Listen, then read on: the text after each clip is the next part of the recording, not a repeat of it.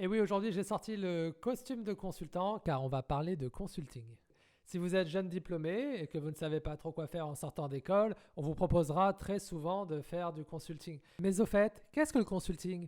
Eh bien, c'est ce que nous allons voir dans cette vidéo. Nous allons parcourir les missions, le marché, les compétences et la rémunération des consultants. Cette vidéo est d'un niveau facile et ne demande pas de prérequis particuliers.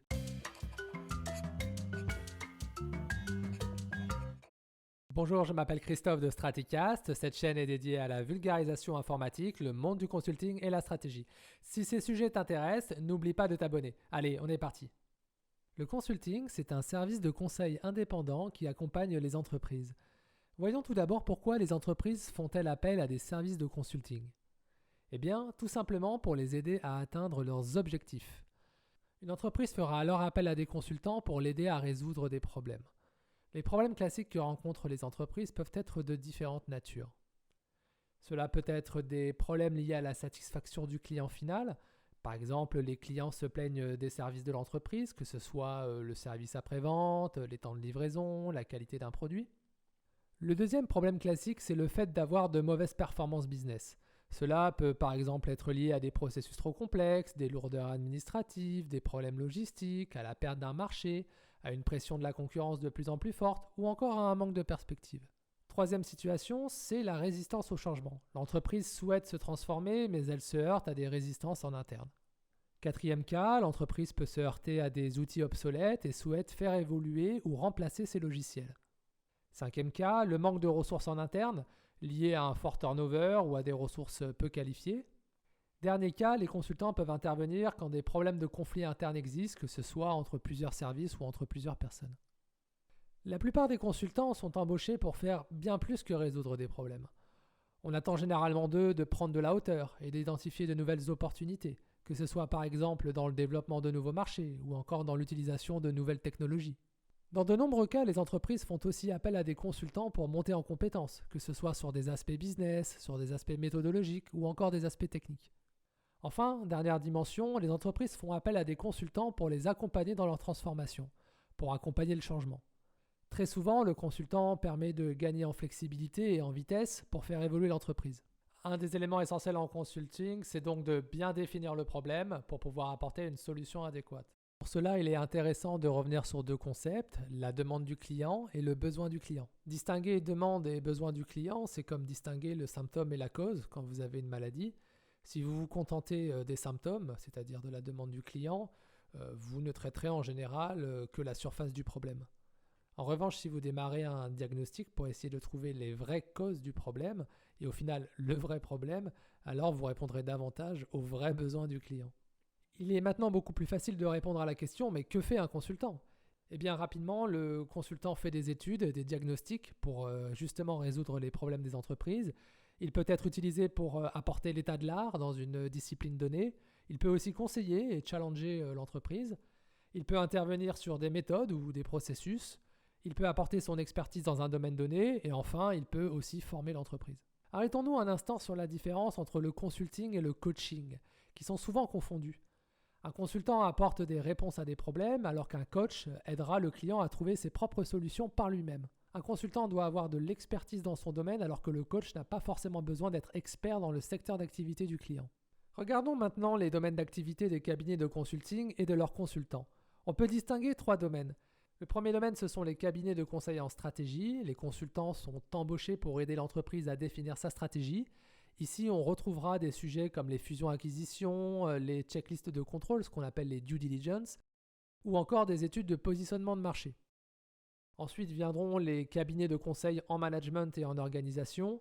Ils interviennent sur des sujets variés tels que la refonte de processus métiers, le cadrage et le lancement de nouvelles initiatives, l'accompagnement dans les opérations au quotidien ou encore la conduite du changement.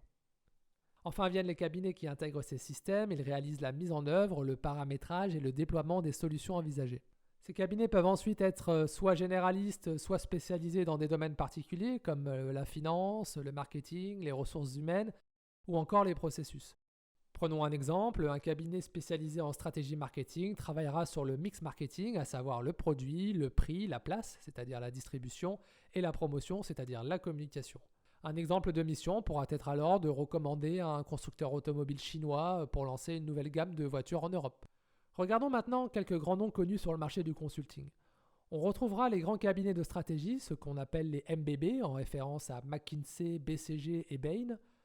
Dans le domaine d'accompagnement en organisation, on parlera de SN pour les entreprises de services en numérique. L'ancienne appellation SS2I est encore employée. On retiendra Accenture, Capgemini, Bearing Point, Wavestone et Atos par exemple. Alors il en existe un grand nombre et souvent ces cabinets vont avoir leur propre branche de consulting en intégration de système. Dans le domaine de l'audit, on parlera des Big Four pour la branche conseil des grands cabinets d'audit financier, à savoir Deloitte, Ernst & Young, KPMG et PwC. Il existe une multitude de cabinets spécialisés dans des domaines bien spécifiques, comme les ressources humaines ou le marketing. On pourra aussi noter des services de conseil dans des cabinets de recherche, comme par exemple le Gartner ou le Forrester. Bien, passons maintenant au processus classique des boîtes de conseil. Les missions de conseil se déroulent généralement en 5 grandes étapes. Le cadrage, le diagnostic, le plan d'action, l'implémentation et la clôture. Alors si on rentre un petit peu dans le détail et qu'on parle du cadrage, eh bien, tout commence par la prospection, c'est la première étape. Les cabinets de conseil vont prospecter de nouveaux clients et de nouvelles missions à mener. Puis viendront ensuite les premiers contacts avec les clients et le cabinet de conseil fera alors une analyse préliminaire du contexte, des enjeux et du problème à résoudre. Viendra ensuite la proposition commerciale faite par le cabinet de consulting et proposée à l'entreprise. Si cette proposition est acceptée, alors il y aura un contrat de consulting entre l'entreprise et le cabinet. Viendra ensuite la phase de diagnostic, on en a parlé tout à l'heure, donc ça sera une analyse des objectifs, du problème, une recherche de faits et très souvent sera proposée une première synthèse à l'entreprise pour recevoir des premiers feedbacks du client.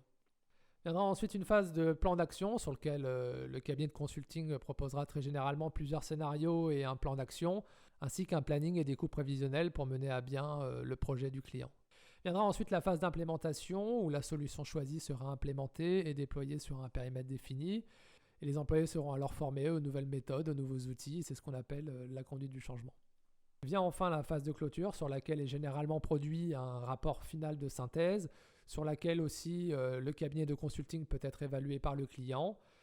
Et puis vient ensuite la sortie du cabinet de conseil quand le passage de relais sera terminé. Alors ces différentes phases sont généralement menées par différents cabinets de consulting pour mener à bien la mission. Alors parlons maintenant des compétences du consultant. On peut retenir 3 dimensions. La première dimension, c'est le savoir-faire du consultant.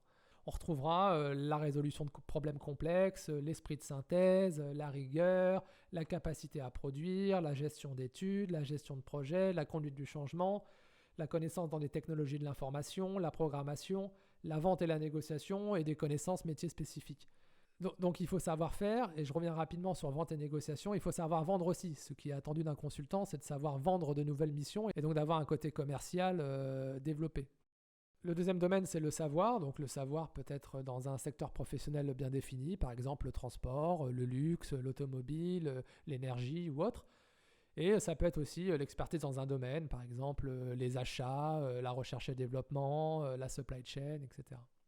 La troisième dimension, c'est le savoir-être. Donc on retrouvera chez le consultant des compétences en termes de leadership, un très bon sens du relationnel, de la créativité, une très bonne communication avec de l'empathie, de la bienveillance, beaucoup d'écoute, de l'adaptabilité et de la transparence. Ce qui est recherché dans un consultant, c'est d'abord son côté exécutant, c'est-à-dire sa capacité à la fois de produire tout en ayant la bonne posture. Ensuite, on attend qu'un consultant soit performant, c'est-à-dire qu'il soit très à l'aise aussi bien dans son savoir-faire que dans son savoir. Avec le temps, c'est la connaissance globale du consultant qui sera valorisée, avec sa connaissance dans un domaine spécifique ou un secteur professionnel, sa capacité à avoir la bonne posture et enfin le fait de pouvoir encadrer d'autres consultants. La compétence globale d'un consultant sera alors mesurée par ces 3 domaines, le savoir, le savoir-faire et le savoir-être. Alors regardons maintenant les types de contrats que proposent les cabinets de consulting aux entreprises. On peut distinguer 2 types de contrats, la régie ou le forfait. La régie correspond à un engagement de moyens. La société de conseil s'engage alors à mettre à disposition des ressources adaptées à la réalisation de la mission. C'est donc l'entreprise qui porte les risques du projet. La facturation se fait généralement mensuellement sur la base du temps passé. Le forfait, quant à lui, correspond à un engagement de résultat. La société de conseil s'engage alors selon un budget défini sur la base d'un cahier des charges et de spécifications fonctionnelles ou techniques. Le risque est ici porté par la société de conseil. La facturation se fait généralement sur la base de l'avancement de la mission. Terminons cette vidéo par quelques éléments concernant la carrière, la rémunération et les taux des sociétés de conseil.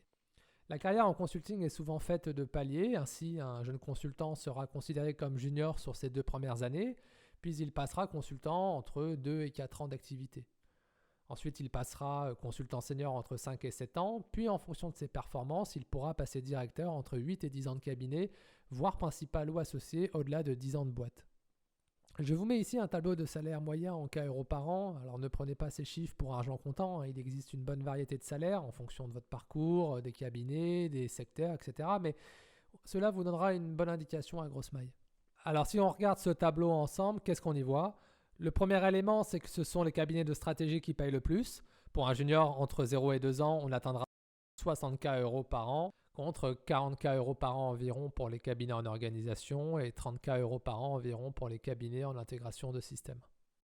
Alors une fois que vous êtes en consulting, ce qu'on peut voir par la suite, c'est qu'au départ, on a environ une croissance du salaire entre 5 et 10% par an. Alors ça peut varier selon les cabinets, mais généralement, ce sont des hausses de salaire qui sont plutôt bonnes. Et on aura d'autres types de revenus qui vont s'ajouter à cette rémunération. On aura les primes, l'intéressement ou la participation, le 13e mois, et puis quand on deviendra associé, on aura généralement des dividendes. Alors si on regarde du côté des taux journaliers moyens, ce qu'on appelle le TJM, donc c'est les taux qui sont proposés aux entreprises, c'est un peu la même histoire. On va avoir des taux plus élevés en stratégie avec des juniors qui seront proposés généralement autour de 800 euros au jour pour des cabinets en organisation et 600 euros au jour pour des intégrateurs de systèmes. Voilà, on a terminé le premier tour d'horizon du monde du consulting. Comme d'habitude, vous pouvez télécharger le poster dont vous trouverez le lien en description de cette vidéo. D'ici là, je vous dis à très bientôt et portez-vous bien.